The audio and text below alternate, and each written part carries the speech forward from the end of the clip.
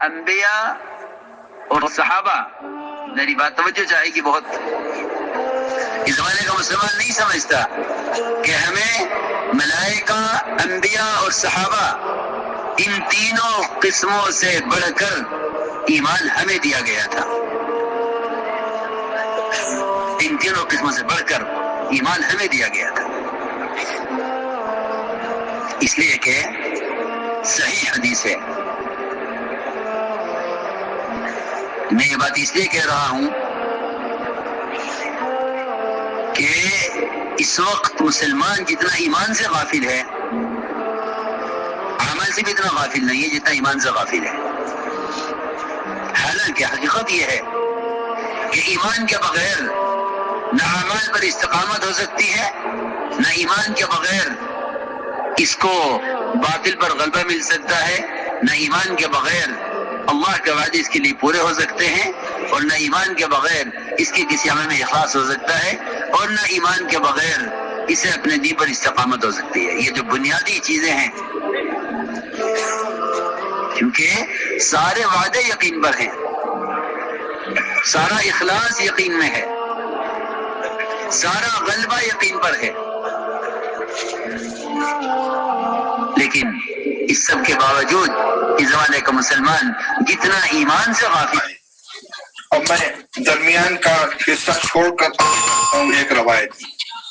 وعن عبد بن شعيب عن أبيه عن جده رضي الله تعالى عنه قال قال رسول الله صلى الله عليه وسلم أي الخلق أعجب إليكم إيمانا قالوا الملائكة قال وما لهم لا يؤمنون وهم عند ربهم قالوا فالنبيون قال وما لهم لا يؤمنون والوحي ينزل عليهم قالوا فنحن قال وما لكم لا تؤمنون وأنا بين أظهركم قال فقال رسول الله صلى الله عليه وسلم إن أعجب الخلق إلي إيمانا لقوم يكونون من بعد يجدون صحفا فيها كتاب يؤمنون بما فيها أو كما قال رسول الله صلى الله عليه وسلم.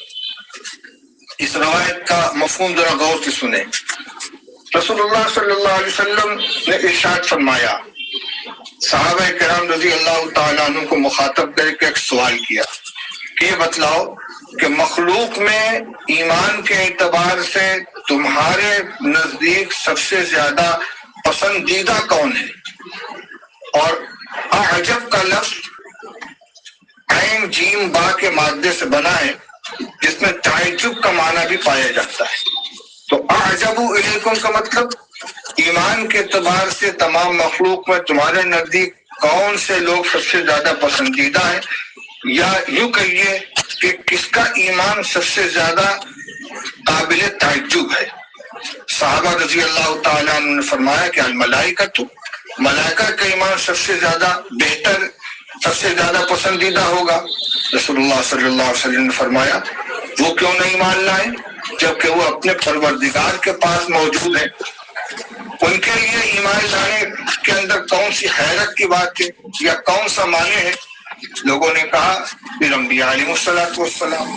آپ نے ارشاد فرمایا کہ انبیاء علیہ السلام کیوں نہیں ایمان لائیں جبکہ خود وہی ان کے اوپر نازل ہو رہی ہے. کہنے لگے پھر ہم، آپ نے فرمایا تم کیوں نہیں ایمان لاؤ جبکہ میں تمہارے درمیان موجود ہوں. راوی کہتے پھر رسول اللہ صلی اللہ علیہ وسلم نے ارشاد فرمایا کہ تمام مخلوق میں میرے نزدیک ایمان کے اعتبار سے سب سے زیادہ پسندیدہ یا سب سے زیادہ قابل تعجب وہ لوگ ہیں کہ جو میرے بعد آئیں گے، وہ کچھ صحیفے پائیں گے جس میں اللہ کی کتاب لکھی ہوئی ہوگی، اور اس صحیفے میں جو کچھ ہے اس کے اوپر ایمان لے آئیں گے. اب اس روایت سے اس میں فضیلت بیان نہیں کی گئی ہے، نہ ایمان کی قوت بیان کی گئی ہے، بلکہ اس مضمون کو بیان کیا گیا ہے کہ ایمان لانے کے جو محرکات ہو سکتے ہیں، ایک انبیاء، ایک فرشتوں کی جماعت ہے جو پروردگار کے حضور میں موجود ہے، ان کے لیے کوئی مانع نہیں، وہ براہ راست ایمان لانے والے ہیں.